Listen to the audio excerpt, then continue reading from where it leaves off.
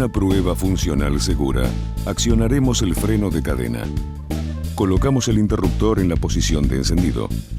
Tiramos del cebador y damos arranque a la motosierra.